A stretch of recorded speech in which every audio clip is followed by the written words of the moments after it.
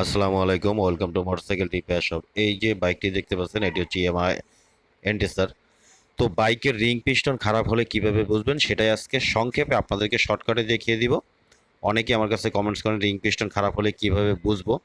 তো প্রথমত আপনি যেভাবে বুঝবেন সেটা হচ্ছে বাইকটি যখন আপনি চালাবেন বা স্টার্ট দিবেন, তখন সাইলেন্সার দিয়ে সাদা ধোঁয়া বের হবে। যদি হালকা বের হয় তাহলে অবশ্যই খেয়াল রাখবেন যে রিং পিস্টনটি অল্প খারাপ হয়েছে বা খারাপ হতে শুরু করেছে। কিন্তু অতিরিক্ত মাত্রায় যদি ধোঁয়া বের হয়, যেমনটা আমি স্টার্ট দিয়ে বাইকটিতে দেখাচ্ছি, দেখতে পাচ্ছেন এই যে দেখুন, এটিতে প্রচুর পরিমাণে সাদা ধোঁয়া বের হচ্ছে। মানে বাইকটি যখন চালাবেন বা পিক আপ দিবেন তখন ঠিক এভাবে সাদা ধোঁয়া বের হবে। তাহলে আপনি বুঝবেন যে বাইকটির রিং পিস্টন একদমই খারাপ হয়ে গেছে। আমি যেমনটি আগেও বলেছি, যদি অল্প খারাপ হয় তখন কিন্তু আপনারা বুঝতে পারবেন যে হালকা হালকা ধোঁয়া দিবে।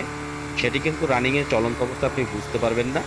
সেটি কিভাবে বুঝবেন যদি অল্প অল্প খারাপ হয়, যে খারাপ হতে শুরু করেছে, যখন বাইকের ইঞ্জিন অয়েল চেঞ্জ করবেন। এই দেখুন, এটি কিন্তু অতিরিক্ত খারাপ হলে এভাবে ধোঁয়া দিবে। আমি আপনাদেরকে ইঞ্জিনটি খুলে পিস্টন দেখাবো, রিং পিস্টন দেখাবো, যে রিং পিস্টন কিভাবে খারাপ হয়েছে।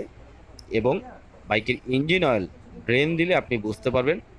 যদি অল্প খারাপ হয় বা খারাপ হতে শুরু করে, তখন ঠিক আপনার বাইকে 50 গ্রাম বা 100 গ্রাম ইঞ্জিন অয়েল এভাবে কমতে শুরু করবে। আমি হেড সিলিন্ডারটাই খুললাম, আপনাদেরকে দেখাবো। এই যে দেখুন, এই ব্যক্তিতে যেহেতু রিং পিস্টন একদমই খারাপ হয়ে গেছে, সাদা ধোয়া দিতেছিল, দেখুন ইঞ্জিন অয়েল প্রায় 150 গ্রামের মতো বের হয়েছে।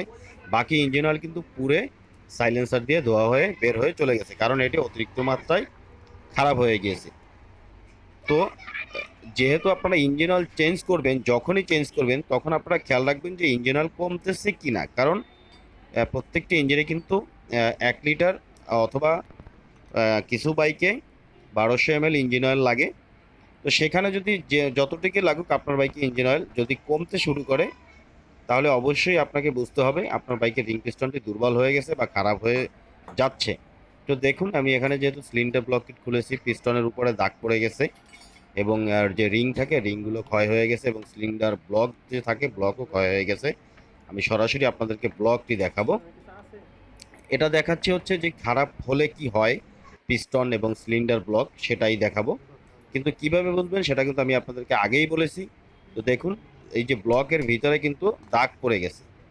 এটা রিপেয়ারিং করা যায় এবং চাইলে আপনি নতুনও লাগাতে পারেন, চাইলে আপনি রিপেয়ারও করতে পারেন। রিপেয়ার করে ঠিক করে চালাতে পারবেন পিস্টন চেঞ্জ করে নতুন পিস্টন দিয়ে।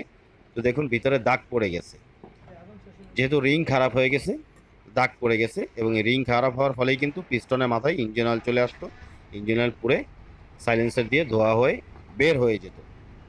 এই দুটি জিনিস আপনারা দেখে বুঝতে পারবেন। এবং ইঞ্জিনের কম্প্রেসার কমে যাবে, মেকানিক ভাইরা প্লাগ খুললে বুঝতে পারবেন প্লাগের মাথায় পোড়া ইঞ্জিন অয়েল চলে আসবে। তো এভাবেই কিন্তু রিং পিস্টনের খারাপ হলে বুঝতে পারবেন। যতটুকু আপনাদেরকে বলার ছিল, জানানোর ছিল। যারা না জানেন শুধুমাত্র তাদের জন্য, যারা জানেন তারা তো জানেন, তাদের নতুন করে বলার কিছু নেই। তো এটাই ছিল আজকের ভিডিওতে। দেখা হবে পরবর্তী নতুন কোনো ভিডিওতে। সে পর্যন্ত ভালো থাকবেন, সুস্থ থাকবেন। খোদা হাফেজ।